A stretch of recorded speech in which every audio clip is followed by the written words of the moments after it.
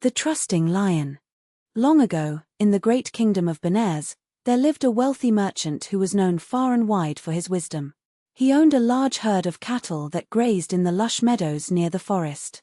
A faithful herdsman watched over them every day, leading them to the best pastures and bringing fresh milk and butter back to the merchant. But deep in the forest nearby lived a powerful lion with a magnificent golden mane.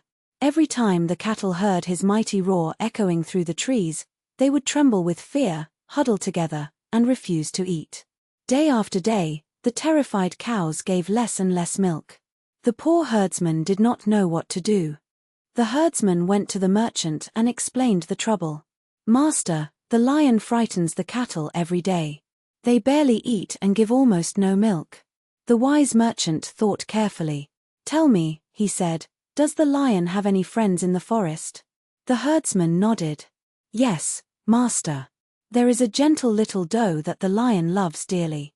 He trusts her completely and never harms her." The merchant's eyes sparkled with an idea. "Listen carefully," he said. "Capture the doe gently and rub her coat all over with a powerful sleeping paste mixed with sweet honey. Keep her for 2 days until the paste dries, then release her near the lion's den." The herdsman was puzzled, but he trusted his master's wisdom and set off to do as he was told. The herdsman gently caught the doe using a net of soft cloth. He carefully rubbed the sleeping paste all over her spotted coat, mixed with sweet honey so the lion would want to lick it. After 2 days, when the paste had dried completely, the herdsman released the doe near the edge of the forest where the lion roamed. When the lion saw his dear friend the doe, his heart filled with joy. He bounded toward her with great excitement. Without stopping to sniff the air or think twice, the lion began licking his beloved friend all over, tasting the sweet honey on her coat. He was so happy to see her that he forgot all caution, licking and licking without a care in the world. Slowly, the powerful sleeping paste began to work.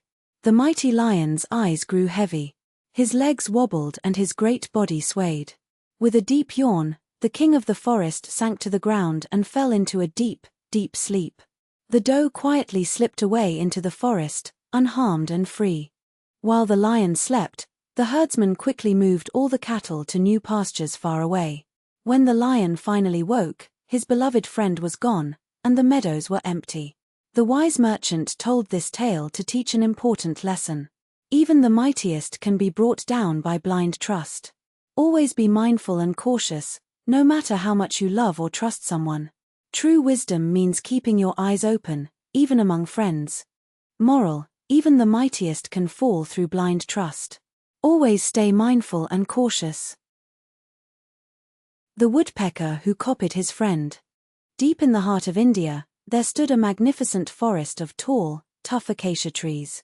And in this forest lived Kadira, the strongest woodpecker you ever did see. Every morning, he'd drum on those rock-hard trunks with his powerful beak, tap tap tap, and out popped the tastiest bugs for breakfast. His little friend Chiru the squirrel always watched in amazement, her mouth hanging open and her nut forgotten in her paws. One sunny afternoon, a visitor fluttered into the acacia forest. It was Kanda, Kadira's old friend from the fruit tree orchard. Kanda was a pretty little woodpecker with soft fluffy feathers and the most cheerful blue eyes. The two friends hadn't seen each other in ages, so they sat together on a branch, chattering away like excited schoolchildren. Chiru brought them both acacia berries to snack on while they caught up. The next morning, Kanda watched Kadira work. And oh my, what a show it was. Kadira hammered away at the toughest acacia trunk, bang bang bang, sending bark chips flying everywhere like confetti. Kanda's blue eyes grew wider and wider. He puffed out his little chest and thought, "Phut, I'm a woodpecker too. I bet I can do that even better." Poor Chiru saw that look in Kanda's eyes and started nervously nibbling her nut. This wasn't going to end well. Kadira noticed that look and gently pulled his friend aside. He held up a piece of tough acacia wood in one wing and a piece of soft fruit tree wood in the other. "See the difference, buddy? This acacia is like iron." He tapped his own strong thick beak, then pointed at Kanda's thin delicate one. "Your beak is perfect for fruit trees, but this acacia will hurt you." But Kanda just waved his wing and laughed. "Oh please, how hard can it be? Chiru covered her eyes with her little paws. Uh-oh. Kanda flew straight at the biggest, hardest acacia trunk he could find. He pulled his head way back, aimed his thin little beak, and struck with all his might. Boing! His beak bent sideways like a rubber spoon, his eyes popped out like two blue saucers, stars and tweeting birds circled around his dizzy head, and he tumbled backward right off the tree in the most spectacular somersault you ever saw. Chiru gasped so hard her nut flew out of her paws. Even Grandma Owl woke up from her nap and peered out of her hollow in surprise. Kadira and Chiru rushed to help poor Kanda, who sat on a soft pile of leaves looking very sorry for himself. His beak was bent at a funny angle, he had a big round bump on his head, and little stars were still spinning around him. "I told you so," said Chiru, then felt bad and patted his wing gently. Grandma Owl watched from her hollow with a knowing smile. Kadira carefully straightened his friend's beak with his strong claws. "There, good as new." "Well, almost." Once Kanda felt better, Kadira led him to a beautiful mango tree at the edge of the forest.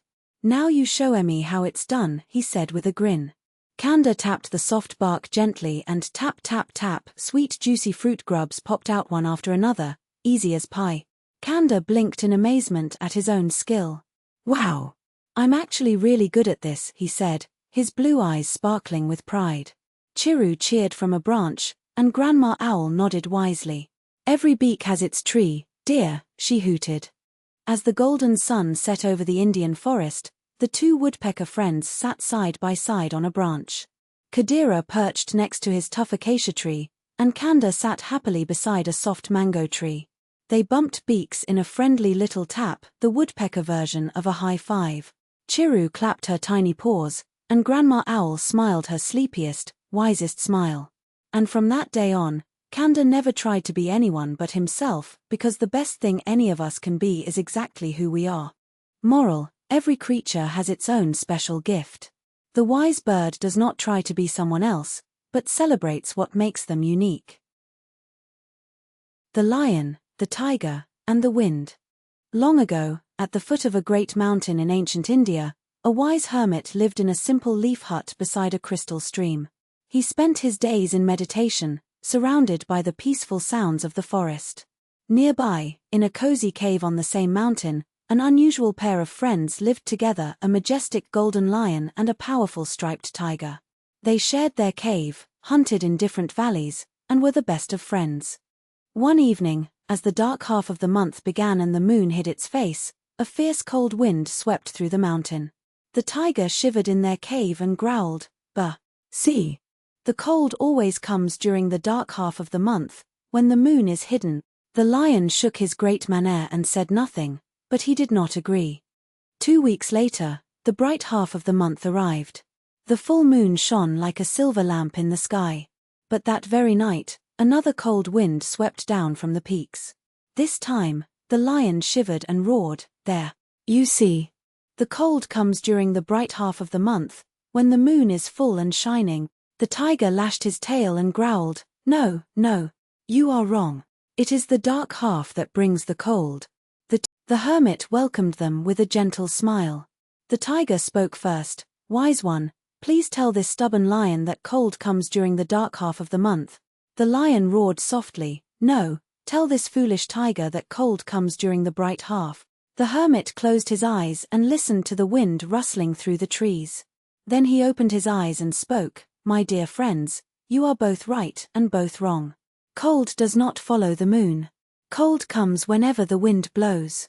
It is the wind, not the moon, that brings the chill."